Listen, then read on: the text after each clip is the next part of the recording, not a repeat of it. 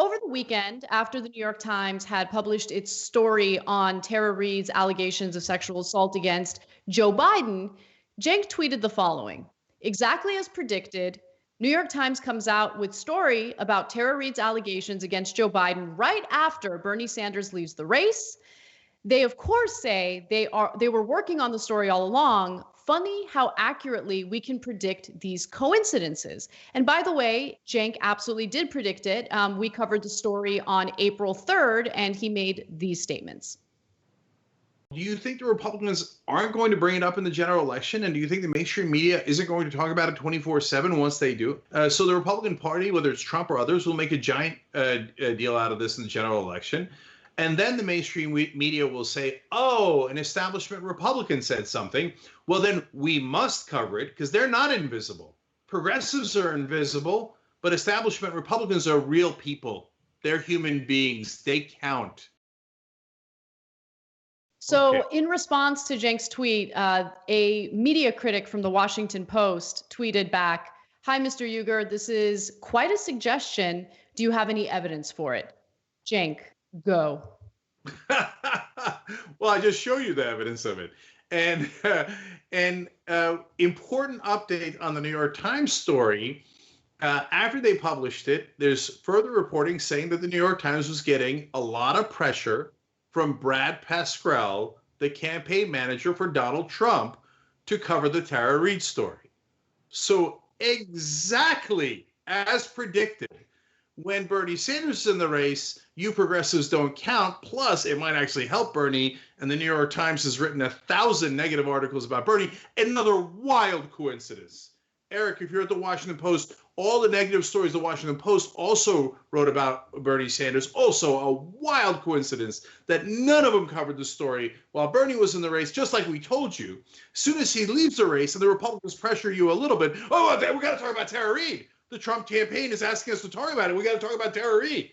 So, look, you guys are super predictable. It's not that you dislike progressives. It's that you have disdain for them. Like, you look at them like, obviously they're not going to win. They don't have enough power for us to care about them. And so, but on the other hand, people that are powerful, oh my God, we've got to cater to them. We've got to get access. We need this, we need that. And they're beloved, credible people. So, Eric, I don't know what other proof you need.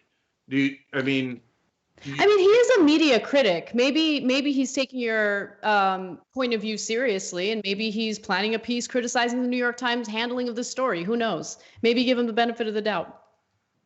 Okay, no, but seriously, look, none of this stuff is a conspiracy, right? Mm-hmm. It's not like what happens is the Biden campaign and the Trump campaign do call the New York Times and they do try to pressure them. But it's not like they coordinate. Like, it's not like the Biden team says, okay, now New York Times, get your reporters in a room and have them type up this. No, that's not how it works, right? That's a right-wing way of thinking about the media. Or they get in a room and think, what story are we going to make up to be fake news? No, that's not how it works. That's preposterous. But do they have groupthink? Absolutely. In their groupthink in Washington, does that apply to the editors mostly, but the reporters as well, that progressives shouldn't be taken seriously? Absolutely. That progressives are radical outside the mainstream? Absolutely. Do they ever look at the polling to see that the progressive ideology on almost every issue is actually deeply popular? Never, because it doesn't match their groupthink. And so when they get pressure from the Biden team to, for example, in that same New York Times story after the fact, to take out half a sentence because the Biden team didn't like it, do they respond to that pressure? Absolutely. In fact, their executive editor just admitted to it, as we just told you. Ryan Grimm reported on that. Do they, when Brad Pascrell and the Trump team pressure them to cover a story, do they then feel pressure to cover that story? Absolutely. So exactly as we told you, progressives are invisible, and the mainstream media has groupthink of total and utter disdain from them.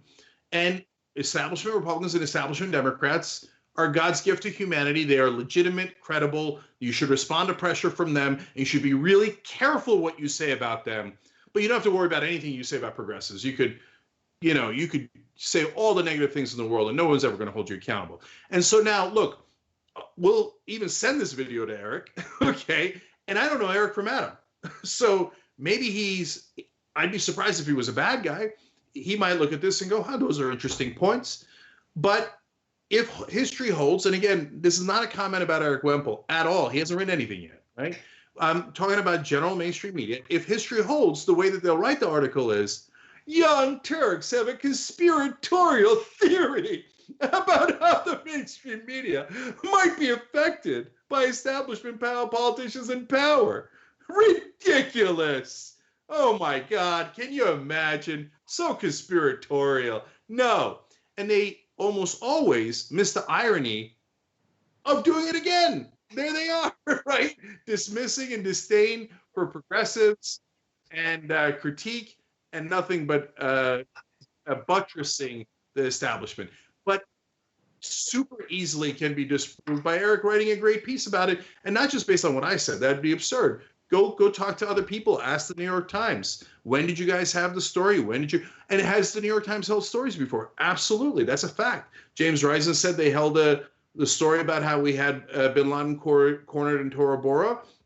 They held it until after the 2004 election, and same with the warrantless wiretapping story. New York Times has admitted both of those things. Why? They said, they didn't want to make it political. No, you had the story, you delayed it. That, by definition, makes it a political decision on your part. In that case, those two decisions greatly helped George Bush and the Republican Party. In this case, as usual, it would hurt progressives and help the establishment Democrat.